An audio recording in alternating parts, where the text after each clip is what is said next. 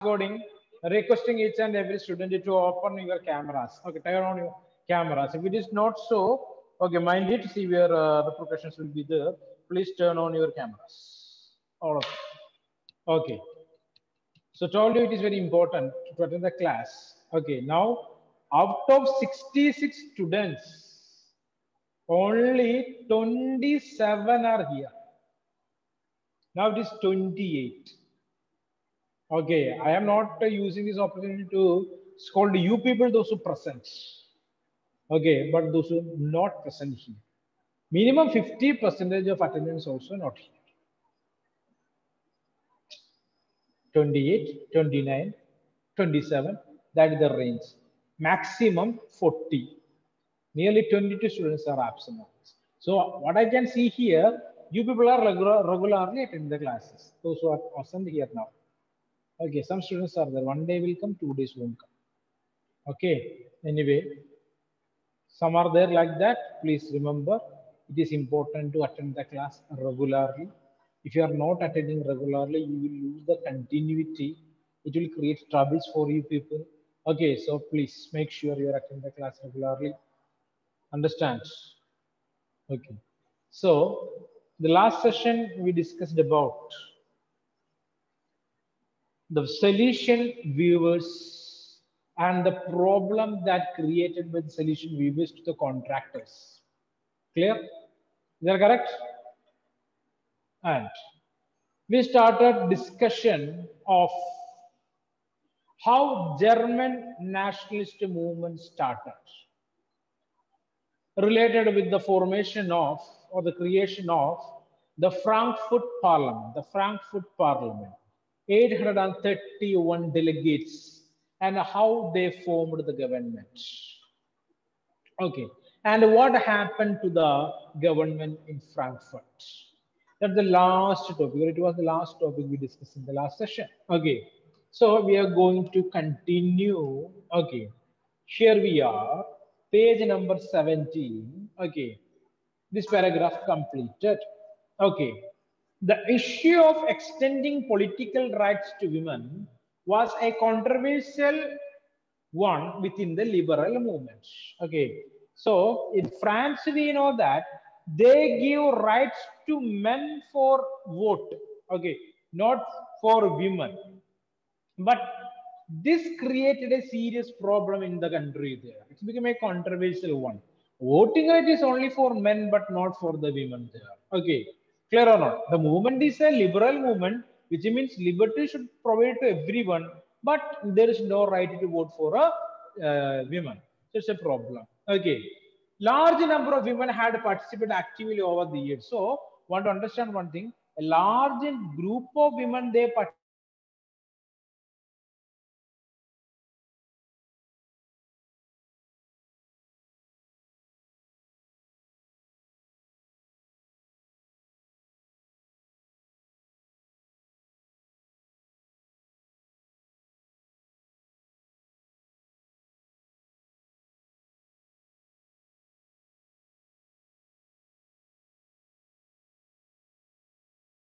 over the years. So, okay,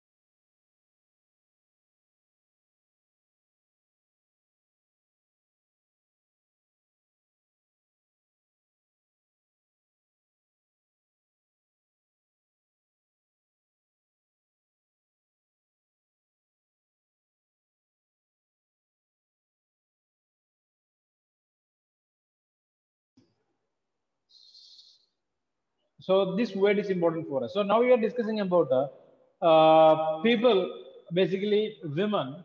They participated in this liberal movement in various ways. There, okay, they supported the liberal principles and actively participated in the revolutions there. Okay, then also there is no right to vote for these women there. Only male members of the society enjoyed the right to vote or universal adult franchise. Universal adult franchise. Okay, so they started number of movements to get that right. Get that right. What right? Right to vote. So you can see a word here. Uh, Feminists. The persons those who basically fighting for equality for women is basically termed as a feminist. You can see here feminist awareness of women's rights and interests based on the belief of social, economic, and political equality of the genders. So basically, they are fighting for what? Establishing social, economic, and political equality of the genders. Okay. They also want to enjoy the equal rights as of men, as of a man. That's what feminist. Okay, underline that. And basically, these women they fought for suffrage rights, right to vote. Suffrage right means a right to vote during the election of the assembly. When the Frankfurt Parliament convened in the Church of Saint Paul, women were admitted only as observers to stand in the visitors' gallery. So you can see here, this is a picture, a representation, or a representation of the Frankfurt Parliament. Okay, here 831 delegates are there. Okay, and all other people basically from the media and the adult members of the society, okay, male members of the society, everyone are there. But the women also allowed to enter into the church, but just allowed them to observe all these things. Okay, in order to participate in the activity, but just to observe the parliament or the Frankfurt Parliament. Though conservative forces were able to suppress liberal movements in 1848. They could not restore the old order. Okay, so in 1948, the military or the army of the kings, they almost controlled the liberal movement, almost controlled the revolutions or revolts there. Marches were beginning in the release that, sorry, okay, sorry, not March. Monarchs were beginning to realize that the cycles of revolution and repression could only be ended in granting concession to the liberal nationalist revolutionary. So the monarchies or the kings, they believed that. They start thinking that want to give some special attention to the liberal nationalist movement or want to give some concession for them, want to accept some of their ideas. Okay, clear or not? Hence, in the year after 1848, the autocratic monarchies of the Central and Eastern Europe began to introduce the changes that had already taken place in the Western Europe before 1815. Okay, so after the 1848 problems or revolution, the kings of Central and Eastern Europe began to introduce the changes that had already taken place in the Western Europe before 1815. So, what are the changes that observed in the Western European countries before 1815? That changes is now visible in Central and Eastern Europe. Thus, serfdom and bonded labor was abolished. Okay, bonded labor, Vetti system was abolished. Habsburg dominions in Russia. Okay, they stopped this bonded labor system in the Habsburg domination, and in the Russia also. The Habsburgs rulers granted more autonomy to the Hungarians in 1867. Just read and understand that. Okay, just read it properly, all of you. I'll give you 2 minutes.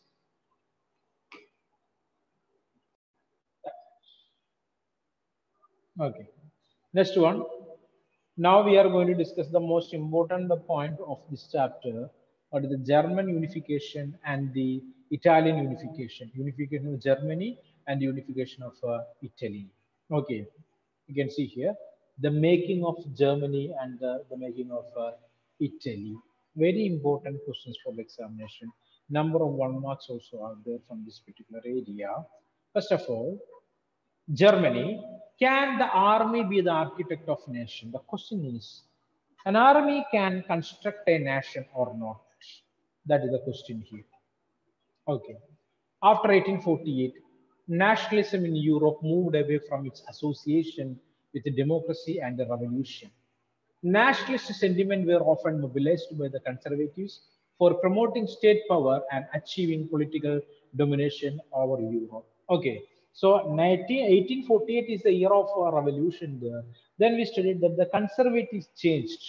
They started giving some more powers to the people, or they give more special facilities to the people to stop this liberal movement, stop this liberal movements. Okay. Here, after the 1948, the nationalist movements also started to create a new nation, nationalist sentiment, which means to create countries on the basis of what? Literature, I mean, common culture and tradition, language. Okay.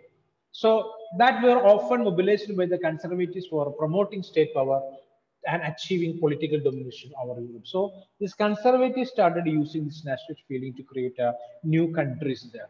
This can be observed in the process by which Germany and Italy came to be unified as nation states there. Okay, so these activities of the conservatives we are able to observe in the unification of Germany and the unification of Italy. Okay, as you have seen, nationalist feelings were widespread among the middle class Germans who in 1848 tried to unite the different regions of the German Confederation into a nation state governed by an elected parliament.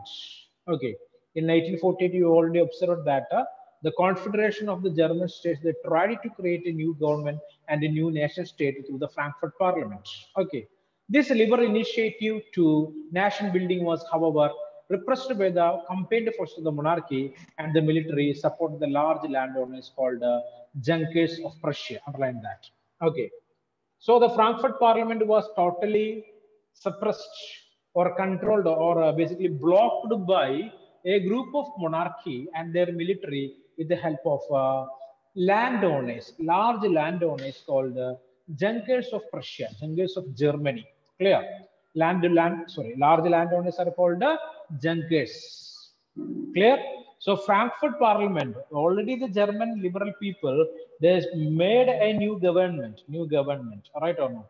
Or a new parliament that is termed as the Frankfurt Parliament. But the monarch and with the help of the military, they stopped or they dissolved the new government or the new parliament. Okay.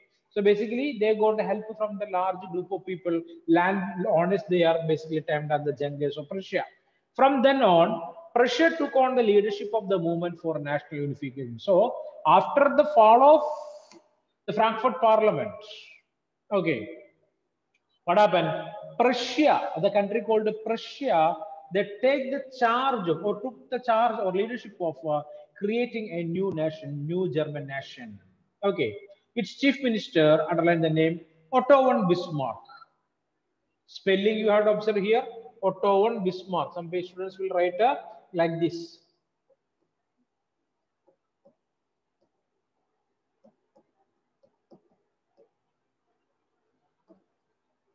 Okay. Should not write like this. It is not a Ottoman Bismarck. Understand? What is the name here? Otto Bismarck. Clear? Huh? Number of students will write like the same thing here. Okay. It is Ottoman Bismarck. It's not Ottoman any taxi driver or something. Okay. He's Otto Bismarck. Otto Bismarck. Okay. Please understand that. Now this word will strike. What? Ottoman. You will forget about Otto. Okay. So what is the name of the person? Otto Bismarck. Ottoman. That's what. Otto. Okay. Otto Bismarck. O-T-T-O. O-T-T-O. Otto. You can see. Otto von Bismarck. B-I-S-M-A-R-C-K. Okay, that's what. Otto von Bismarck. Otto von Bismarck. Okay. The person behind the unification of Germany. He was the architect of this process, carried out with the help of the Prussian army and the bureaucracy. Okay, so basically he did it with the help of Prussian army, and bureaucracy means what? With the government employees, I mean staffs, officers there. Okay, 3 wars over 7 years. So he fought 7 years war. Okay, basically it is a 3 wars only, but took nearly 7 years to complete these 3 wars. 7 years wars. Okay, 3 wars and took 7 years to complete it. Okay.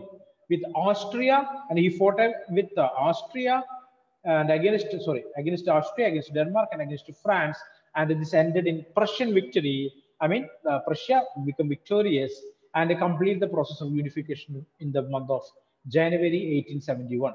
The Prussian king William I, Kaiser William I, was proclaimed German emperor in a ceremony held at Versailles in Paris. I mean, in France. Okay.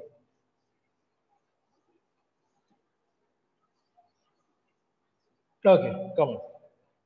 So this is the process of German unification, not completed. Just read the first paragraph. Let me take the attendance. So it is Otto von Bismarck is the person behind the unification of Italy. Okay, so Italy, sorry, not Italy, Germany, and it is united in the year 1871. 1871, and Kaiser William I became the first German emperor. The ceremony held at Versailles. Okay, clear or not? Okay, so Prussia, the old name of Germany is Prussia. So Prussia took the leadership of uniting Germany on the basis of culture and language. Okay, and Otto von Bismarck, he fought 7 years war, basically 3 wars against what is that? What are the countries there? You can see one country is Austria, another country is Denmark, another country is France.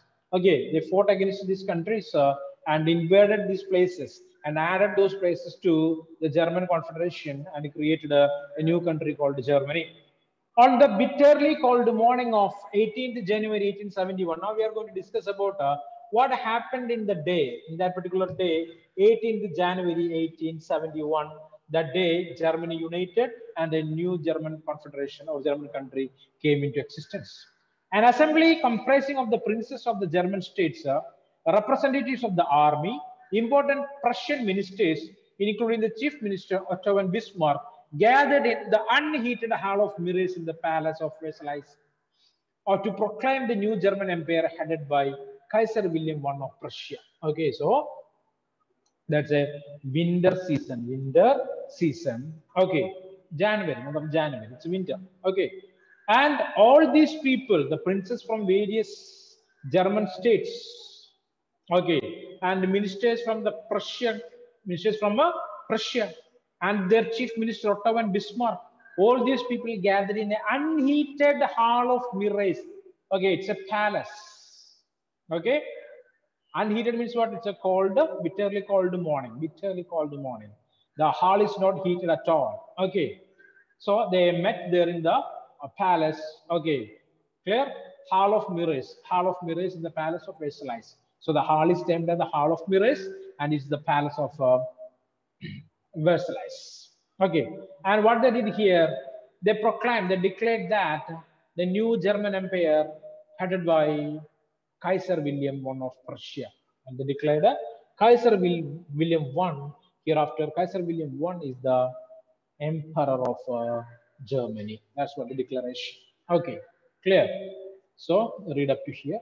So tomorrow there's no class, I think, for you people. I mean, no social science class. Other classes are there. Don't think that is a holiday or something like that. I not mention anything like that. I told there is no social science class. Okay, understand? Other classes are there, and don't tell to other teachers that because sir told to me that there is no class tomorrow. Not like that.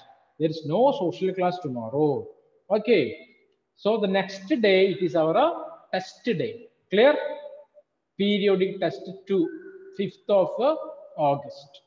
Okay, so 5th of August in the morning session, we have 2 classes, I think so. We will discuss, okay, the questions, right? Okay, and the same time, don't waste your time every day. If you have time, please learn for a social science examination. Other subjects are there, I know that, but 10 to 20 minutes please spend for learning social science also. Okay, is that clear for you? There is no homework for you today. Okay. So don't say that Bijun sir gives some homework for you so that if we failed to study for the PT is the reason, and it is the reason of failure in the so and so examination. There is no connection with me. I don't know. There is no homework from social science. Okay, clear or not? Okay, thank you. So we'll meet in the next class.